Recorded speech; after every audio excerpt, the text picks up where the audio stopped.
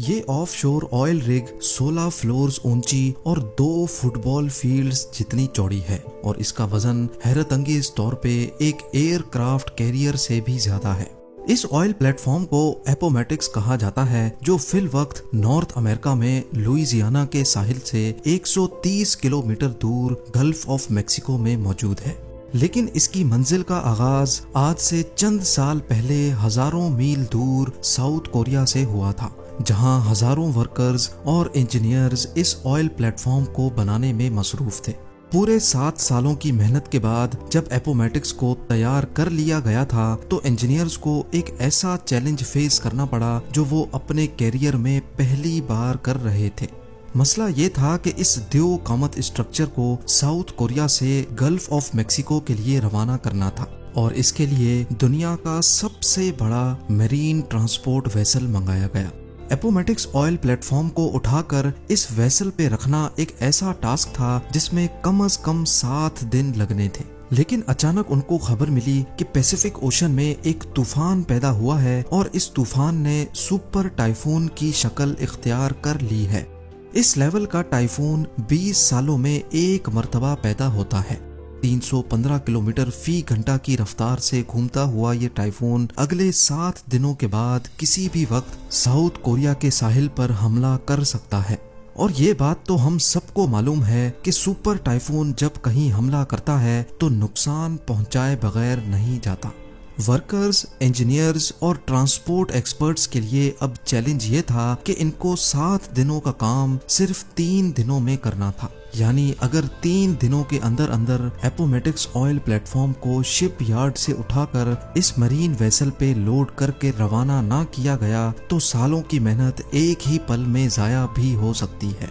ये एक ऐसा मसला था जिसने नीचे से लेकर ऊपर तक सारी मैनेजमेंट को हिला कर रख दिया था। जेम टीवी की वीडियोस में एक बार फिर से खुशामदीद। नाजरीन, ये oil platform Shell oil company का सबसे बड़ा प्रोजेक्ट था और यही वजह थी कि उनके पास एक छोटी सी भी गलती की जगह नहीं थी। सुपर टाइफून को अवॉइड करने के लिए और एपोमेटिक्स को वक्त से पहले रवाना करने के लिए बचा कुचा काम पूरा करना बहुत जरूरी था, जिसके लिए वर्कर्स की एक एक्स्ट्रा आर्मी बुलवाई गई। वर्कर्स ने दिन रात एक कर दिया और जल्द अज जल्द एपोमेटिक्स को ट्रांसपोर्ट के लिए तैयार करना शुरू कर दिया। दूसरी तरफ मैनेजमेंट मीटियोरोलॉजिकल एडमिनिस्ट्रेशन से मिलकर सुपर टाइफून की मूवमेंट पर नजर रखे हुए थी। उनको एक उम्मीद थी कि शायद ये सुपर टाइफून अपनी डायरेक्शन बदल ले, लेकिन उनकी उम्मीदों पर तो जैसे पानी ही गुजर गया जब उनको ये मालूम पड़ा कि टाइफून तो पैसिफिक ओशन से सीधा साउथ कोरिया की जानिब बढ़ता जा रहा है। वर्कर्स की आर्मी ने जी जान लगाकर सिर्फ 3 दिनों के अंदर अंदर एपोमेटिक्स का सारा काम कंप्लीट कर लिया और अब बारी थी इस द्यो कामत स्ट्रक्चर को उठाकर फ्लोटिंग डॉक पर रखने की। इस पूरे स्ट्रक्चर का वजन हैरतअंगेज तौर पे 41,000 टन्स बताया जा रहा था। इतना ज्यादा स्टील तो बुर्ज खलीफा की कंस्ट्रक्शन में भी इस्तेमाल नहीं हुआ था जितना इस ऑयल प्लेटफॉर्म पे लगाया गया था। बड़े बड़े हाइड्रोलिक जैक्स की मदद से एक एक इंच करके इसको धकेला गया और फ्लोटिंग ड्राई डॉक पर रख दिया गया। टग बोट्स की मदद से फ्लोटिंग डॉक को खींचकर शिप यार्ड से दूर ले जाया गया, जहां से इसको इस मरीन वेसल में लोड किया जाना था। ये दुनिया की सबसे बड़ी मरीन ट्रांसपोर्ट वेसल है जो 98,000 टन्स का वजन आसानी से कैरी कर सकती है और इसी पर एपोमेटिक्स को दुनिया के दूसरे कोने गल्फ ऑफ मेक्सिको तक जाना था। अगली सुबह एपोमेटिक्स को फ्लोटिंग डॉक से उतार लिया गया। अब ऑयल प्लेटफॉर्म पहली बार पानी पे फ्लोट करने लगा। टग बोट्स की मदद से प्लेटफॉर्म को मजीद डीप वाटर तक खींचा गया, जहां ये मरीन वेसल पहले से इंतजार कर रही थी। दूसरी तरफ सुपर टाइफून तेजी से साउथ कोरिया की तरफ बढ़ता जा रहा था और मैनेजमेंट के सर पर एक तलवार सी लटक रही थी। अब सुपर टाइफून सिर्फ 48 आवर्स दूर था और जैसे जैसे वो करीब आता जा रहा था वैसे वैसे समंदर में उसकी निशानियां भी उभरने लगी थी।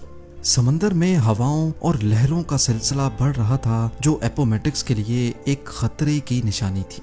अगला लम्हा बहुत ज्यादा नाजुक था। ऑयल प्लेटफॉर्म को वेसल पे लोड करना बहुत ही कॉम्प्लिकेटेड काम होता है। इसके लिए पहले वेसल अपने अंदर मौजूद वाटर टैंक्स में पानी इनटेक करती है, जिसकी वजह से वो पानी के अंदर चली जाती है। फिर टग बोट्स ऑयल प्लेटफॉर्म को खींचकर वेसल के ऊपर लेकर जाती हैं और फिर आखिर में वेसल पानी को वापस बाहर निकालती है, जिसकी वजह से वेसल ऊपर की जानिब उठ जाती है। लेकिन ये काम इतना आसान भी नहीं होता है जितना आपने इस एनिमेशन में देखा।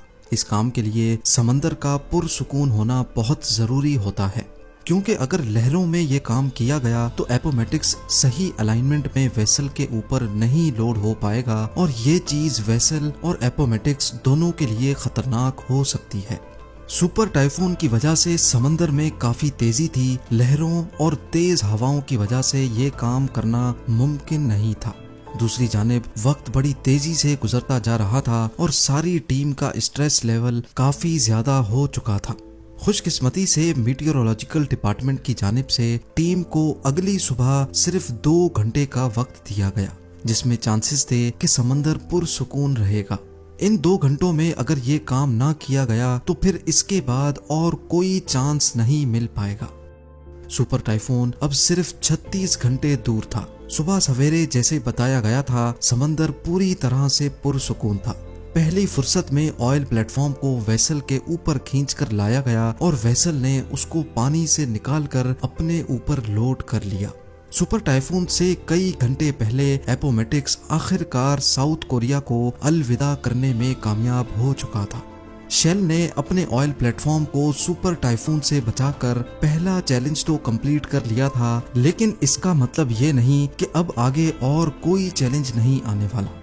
कई महीनों के सफर के बाद साउथ टेक्सास में ऑयल प्लेटफॉर्म को दोबारा अनलोड किया गया, क्योंकि 4 मॉड्यूल्स ऐसे थे जिनको यहाँ पर मैन्युफैक्चर किया जा रहा था। मॉड्यूल्स को एक एक करके प्लेटफॉर्म पे फिट किया गया और एक बार फिर से इसको 130 किलोमीटर दूर अपनी मंजिल के लिए रवाना किया गया, जहाँ इसको अगले 40 सालों तक रहना था।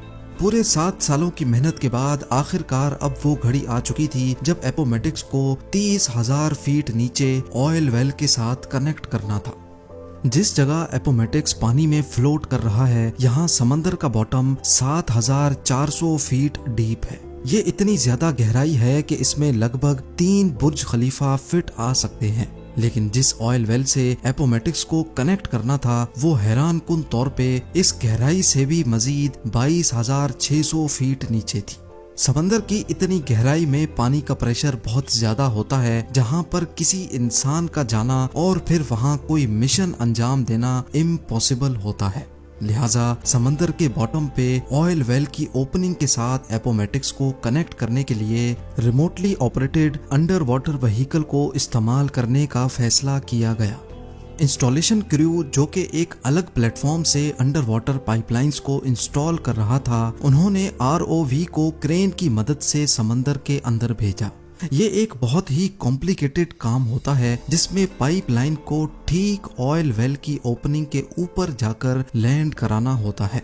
7,400 फीट नीचे ये काम इतनी एक्यूरेसी से अंजाम देने का कंट्रोल ऊपर बैठे ROV ऑपरेटर के हाथ में होता है, जो किसी वीडियो गेम की तरह ये मिशन परफॉर्म कर रहा होता है। खुशकिस्मती से ये काम पहली बारी में ही कर लिया गया। अब बारी थी पाइप को इंस्टॉलेशन प्लेटफॉर्म से एपोमेटिक्स तक ट्रांसफर करने की। इस प्रोसेस को राइजर ट्रांसफर कहा जाता है, जिसमें 4 अलग अलग वेसल्स एक साथ काम करती हैं। पहले एपोमेटिक्स में से एक चेन निकाली गई, फिर ROV ने ये चेन लेकर दूसरी शिप तक पहुंचाई। इस शिप से ये चेन दूसरे प्लेटफॉर्म ने खींच ली और फिर आखिर में एपोमेटिक्स से इस चेन को खींचकर पाइप को अपनी तरफ कर लिया गया। इसके बाद शुरू किया गया ड्रिलिंग का काम। सी बेड से भी हजारों फीट नीचे, लगभग 22,600 फीट नीचे पाइप को ऑयल वेल तक ड्रिल करना था।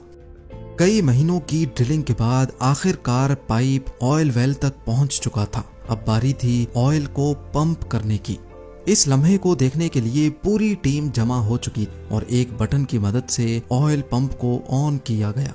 30,000 फीट नीचे से जब पहली बार ऑयल पंप हुआ तो सबके चेहरों पर खुशी देखने जैसी थी। वर्कर्स, इंजीनियर्स और मैनेजमेंट की 7 सालों की मेहनत रंग ले आई थी ऑयल का फ्लो और उसकी क्वालिटी बिल्कुल परफेक्ट थी। आज एपोमेटिक्स हर रोज 1,75,000 बैरल्स ऑयल प्रोड्यूस करता है, जिससे इतना फ्यूल बनाया जाता है जो 40 लाख गाड़ियां एक दिन में इस्तेमाल करती हैं। शेल का मानना है कि अगले 40 सालों तक यानी 2060 तक एपोमेटिक्स इसी तरह ऑयल प्रोड्यूस करता रहेगा। उम्मीद है जेम टीवी की ये वीडियो भी आप लोग भरपूर लाइक और शेयर करेंगे। आप लोगों के प्यार भरे कमेंट्स का बेहद शुक्रिया। मिलते हैं अगली शानदार वीडियो में।